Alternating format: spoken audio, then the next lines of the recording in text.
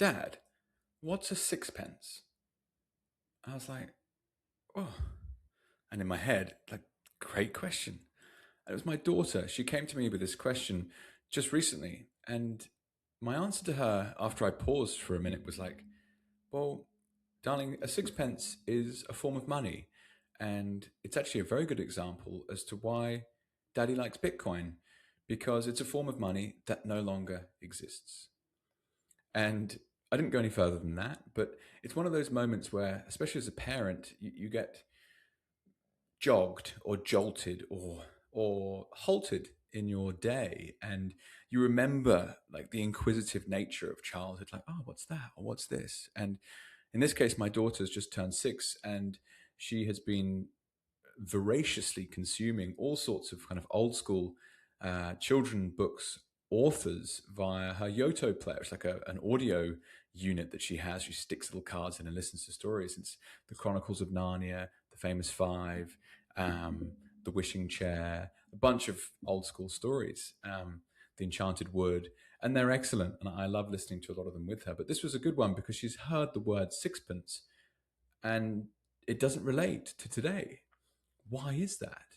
Now, of course, I didn't steam into, Ruby, let's sit down and talk about the history of money. But that's what, this particular moment jolted for me. It's like, wow, we all inherit the money of our childhood, and more often than not, work on the assumption that it's real forever. But here's an example of actually something that my grandparents, they would have known exactly what a sixpence was straight away. But my daughter literally hasn't got a clue. And it's not part of day-to-day life. And you just think, wow, isn't that an interesting observation? Like, where else is that happening in my life? Where is the future going? What can history teach us? And today's podcast is really just me diving into this concept. And so, yeah, let me do that. Like, what was a sixpence? And I realized afterwards, and also researching for this, I didn't actually know. And so this was quite fun. So sixpence was a monetary unit that was brought in by the British in 1551 for half a shilling. And ironically, in a way, it was brought in because they'd already debased the previous token by so much. Now, the sixpence, it circulated for 400 years in different forms. Like, as mentioned, my grandparents absolutely, like, straight away would know what a sixpence was. People earned it, people saved it, people built their lives around it. And it's now part of the history books, old school children's books mentioning sixpence. You're like, where is it today? Well, it's gone. And so I guess I realized I'd never actually explained to her that money can disappear. And that kicked me down the rabbit hole of like, well, where else is this happening in my life? And it's a typical story, right? The form of inflation that can be put in place by an inflationary monetary policy in which monetary theorists and policy theorists, so the political scientists and the monetary scientists, very much in bed together. It's like, how can we fund the government in a way that is the most effective without people realizing and raising taxes? And inflation is a stealth tax. And so the shilling is, the sixpence is a good example. It was silver, and then it was a little bit less silver, and then it was eventually no silver at all. It just had the same name. And the face value, the same, but the nominal value has actually changed. And it's like, wow, what a brilliant example as to why or how corrupt humans are. Like, when you can see a shortcut to getting where you want to go, more often than not, people are going to take it. And it's actually, it's everywhere in the history books. And so debasement is something that it rarely arrives as an announcement. Like, hey guys, we're just going to debase the money. But it's a gradual change over generations that nobody notices. The sixpence was in existence in some form for 400 years. That is multiple generations. Now, why did it disappear? Well, a number of reasons. Decimalization, and it eventually basically became obsolete. Now, there was a couple of bits of infrastructure that I thought was amusing that kept it around for longer, which was London parking meters took sixpences, and equally the London Underground took sixpences. But if it wasn't for those, then it might well have died earlier. But nobody holding a sixpence in 1965 thought they were holding something temporary. And so my challenge to myself in many ways is like, okay, how am I using money now? What is it that I own that could actually be temporary? And it's a really difficult one to answer because we live in such a micro manner, very much day to day on the tools of whatever it is we're focused on, without taking a step back and going, well, actually, what of all this stuff is going to stick around for 10, 20, 30, 40 years? And so every generation assumes the money they grow up with is normal. But is it? And this was a brilliant example as to, well, money dies. The sixpence died. The money referenced in this children's book is now completely obsolete, such that my daughter's like, what is that? Now, admittedly, she'd probably say the same thing if the story writer had referenced the 10-year UK government gilt as a form of money. She'd be like, what's that? So don't get me wrong. Of course, she's asking questions about, where are the stars and what happens when you die and all of these awesome things that childhood brings up. But for those of us that are looking to become better decision makers over time, who are stewarding their capital, who are making investments, one has to, of course, be a student of markets, but also students of change. Like, where are things changing? And where is that happening fastest? And where's it going? Now, this is an example of a currency, but it happens with businesses, technologies, careers, countries, even our own personal development. Now, in my life, I've changed career a number of times, working for different industries, doing different things. As I've grown older, my priorities have altered with that. Or equally, just having to recognize when something's no longer the right fit. Can you evolve? Roll with the punches. Things change. If the information's different, can you alter with it? And so it's the same thing with money. It's like, yes, you assume that the dollars, the pounds, the euros, the RMB that you inherit as a child are going to be around forever. But what if they're not? And how many other examples are there of this where that's the case? And of course, you start digging a bit deeper, and there are examples everywhere. And this was one of the fun parts of like, okay, I really caught the itch for Bitcoin, but like, what is this thing? And the context being, I'd owned Bitcoin for almost 5 years before I started researching it heavily. And one of the reasons for that was because it was clearly the best performing asset that I owned. But also, it was like still around. So I first purchased some in 2015. It was only till 2020 that I really dove down the rabbit hole and started comparing owning Bitcoin to just about everything else. But the key piece of that was asking, what is money? And that's really what Ruby's question was. What is a sixpence? And of course, one can then go into like, okay, well, what is money? And money is a technology. Money is a critical tool that greases the wheels of trade. Money is seemingly a unique phenomenon to humans. A couple of books to reference that have been hugely influential for me. Go and check out Carl Menger's book, The Origins of Money. Lynn Alden's recent book, Broken Money. The Bitcoin Standard, Saifedean, was a critical book of, something I read like 5+ years ago now, that there's been people studying money for so long. It was a field of economics and business that I was totally unaware of, which is fascinating. I came out of what, in hindsight, was a Keynesian-funded central bank built modern business school, University of Leeds, 2011. I would have graduated from there.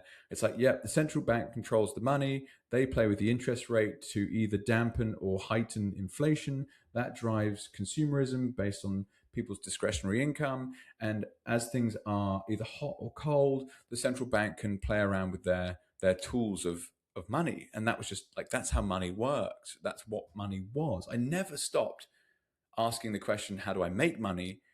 But I never actually started asking the question, well, what is money? And that's so fascinating. And you look at the history of it and you're like, oh, whoa. So first we used shells, then we used beads, then we used gold, some silver. That developed into paper currencies, and then digital currencies of today. Another excellent book that I've just recently started, and shout out to my friend Costa who put this on my radar. It's right here, The King, the Crook, and the Gambler. And, early 1600s, they're playing around with paper money for the first time. And I haven't finished it yet, but it's extraordinary how long how many skeletons there are in the graveyard of men playing with money. And the point is that money has a very specific problem to solve, which is the double coincidence of wants. It's you turn up with an orange, someone else turns up with a cow. How do you trade the hind leg of a cow for an orange? Like, you can't. You need something in between. What is that thing? Well, it's the most saleable good. The most saleable good has characteristics such as portability, such as the long list of specific monetary properties that you can start looking up. I think there's 5 specific properties, and typically I'm riffing away and I forget them specifically now, so please do look that up. But the point being is that it has evolved over time, and the sixpence is something that no longer reflects money. But it makes me wonder, like, well, okay, what will Ruby say to her children about money? What will be around then? Can we chase the puck and be where the puck's going rather than being behind it? And so, this is a lifelong fascination with the question, what is money? And that's where Bitcoin, it is just a form of money. And it's not that, Bitcoin's going to fix everything, because, if you listen to my last podcast episode, that just isn't possible, right? I was asking Bitcoin to be capital growth, capital preservation, cash flow, and the rainy day savings fund. Like, it cannot, over a long enough period of time, perform all 4 tasks. So you're going to need an array of different tools to provide the different features you need from your capital. But the point here is, what happens when things are being quietly debased? What happens when everything is digitizing? What happens when government is altering? Well, the point is that things are changing underneath us, and we need to pay attention to those. And that's why this is so key to study, because, well, money is 50% of every single trade you make. You go and buy a product, you pay with money. You buy a service, you pay with money. You pay taxes, you pay with money. There's another interesting part of The King, the Crook, and the Gambler, was this realization, early 1600s, that if the government was issuing paper money and then was requiring their tax receipts in paper money, they were able to kind of basically infiltrate their paper money into the economy by decree. And it's like, that was just a really effective way of them taking control of the money, and then they could play with it on the back end. Interestingly, John Law, who was the Scottish fella that was really pushing these ideas in that era, he was talking about a 75% ratio of assets to issued paper money. Like, imagine that today, right? Saying to the fractional reserve banking system, oh, by the way, all the money that you've issued, you've got to have 75% of the value sitting in the bank. Forget it. Like, it is so much more leverage than that. It's out of control. So coming back to this idea of things changing over time, it's like nobody holding a sixpence in 1965 thought they were holding something temporary. Okay, so what do you own today that feels permanent but probably isn't? What do I own today that feels permanent but probably isn't? And that could be currencies, that could be your current job. This is a great one right now. It's like, what does it mean when AI or whatever technology, doesn't need to be called an AI necessarily, but modern technology has made certain specifically service level, potentially high tier jobs totally obsolete? Because, and take the job of investing, for example, why would you pay a guy to pick stocks when they're not able to process the same volume of data as an AI? They're not able to trade 24/7, 365. Like, they're just not anywhere close as capable of trading a market properly versus an AI. Like, that is someone who's redundant in some ways. And do I think in 10 years from now that most people's funds will be managed by an AI? Absolutely. Will there still be some insight required by the person who owns the capital to point the AI in a direction they believe is a good way to go?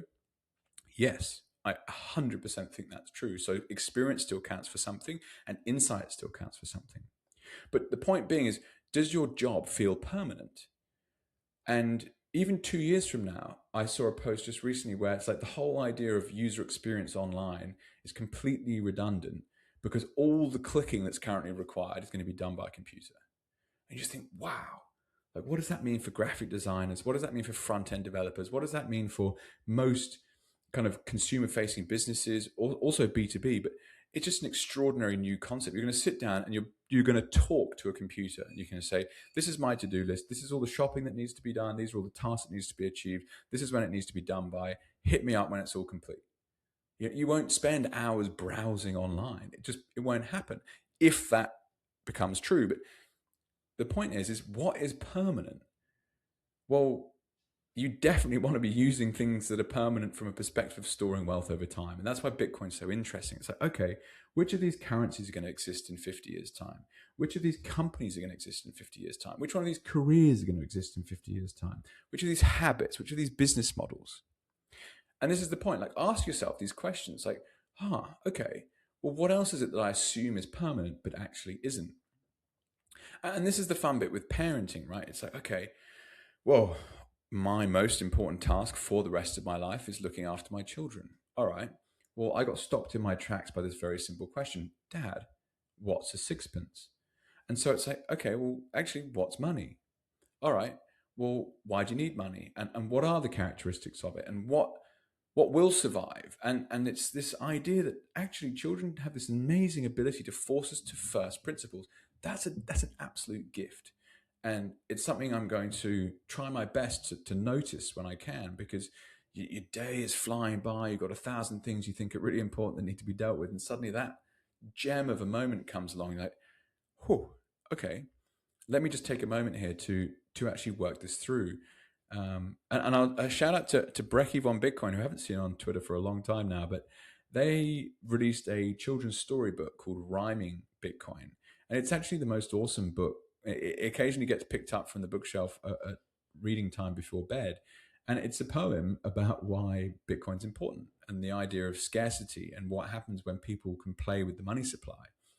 And long story short, this is a long and checkered history book of try, fail, try, fail, try, fail.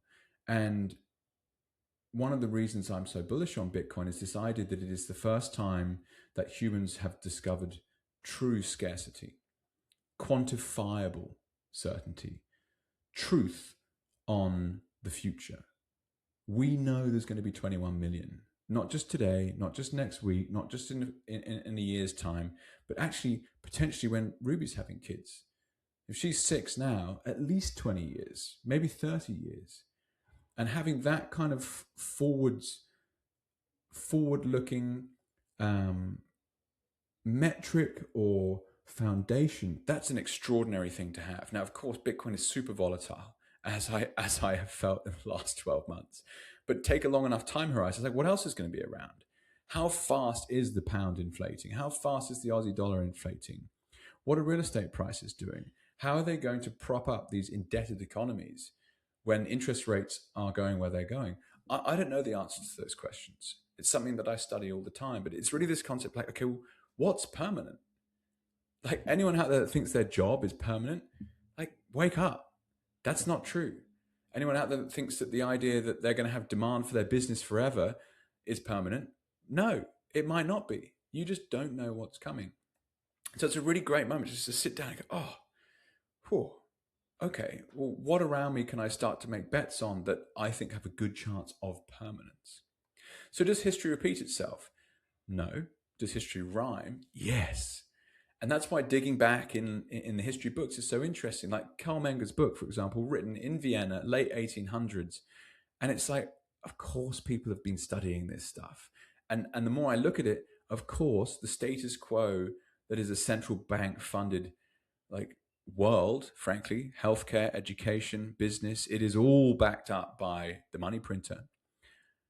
Of course, this idea of sound money, of the separation of money from state is hidden in the gaps, in the weeds, and difficult to find. But when you get there, you're like, oh, this is economics. human action. Like if you haven't dug down the Austrian economics rabbit hole, I highly recommend that, because it suddenly starts to make sense. It's like it's the study of how humans behave, and humans ultimately are self-interested individuals. And so it's not about that reference I made before, the kind of the educational propaganda crap that I walked out of uni with about how the central bank controls interest rates and interest rates control demand, and demand can be, turned up and down, you know, on credit. It's just mental, right? And so to close this up, and I have to share, I'm very frustrated that I've forgotten the main features or properties of money. It's fungibility, portability, scarcity, and I can't remember the exact list. That's so annoying. I've studied it so many times. Anyway, you get the point. You can look it up. But money, it has to fit a certain set of characteristics in order to be the most saleable good. And so it's like, okay, well, which one of these is likely to be permanent? Which one's the least likely to be permanent? Which one's the next sixpence? So, yeah, I put it to you, like, listen to your children, think about what they're asking, take a breath, get back to them with something obviously relevant to them. But equally, for me, it's like, whoa, what a cool insight to learn and to grow from. So, yeah, often these thought processes and bits of work, they actually throw up more questions, and that's okay. So I'll keep digging. Otherwise, cheers. Have a great day.